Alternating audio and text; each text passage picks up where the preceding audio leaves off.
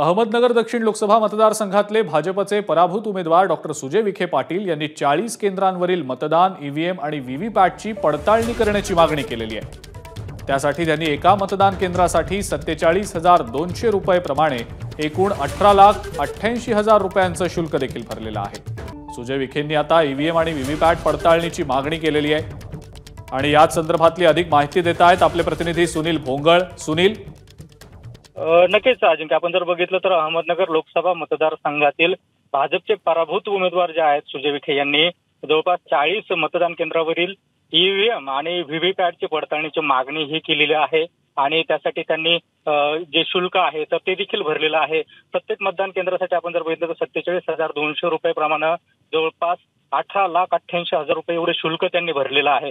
यात जर आपण बघितलं तर श्रीगोंद्यामधील 10, पारनेरमधील 10, नगरमधील 5, शेवगाव पाथर्डीमधील 5, कर्जत जामखेडमधील 5 आणि राहुरीमधील 5 अशा एकूण 40 केंद्रावरील ईव्हीएम आणि व्हीव्हीपॅटची पडताळणी जी आहे तर ती होणार आहे।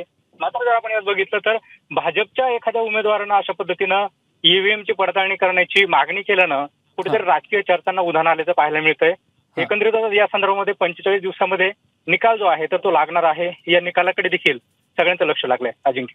ठीक आहे सुनील, धन्यवाद सविस्तर माहिती दिली त्याबद्दल। सुजय विखेंकडनं 18,88,000 शुल्क देखील यासाठीचं भरलं गेलेलं आहे। त्यांनी 40 केंद्रांवरच्या ईव्हीएम आणि व्हीव्हीपॅटची पडताळणी करण्याची मागणी आता केलेली आहे।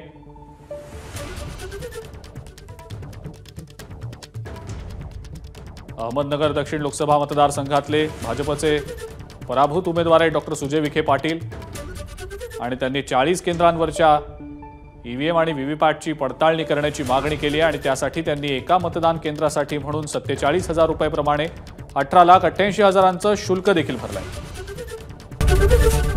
एबीपी माझा, उघडा डोळे बघा नीट।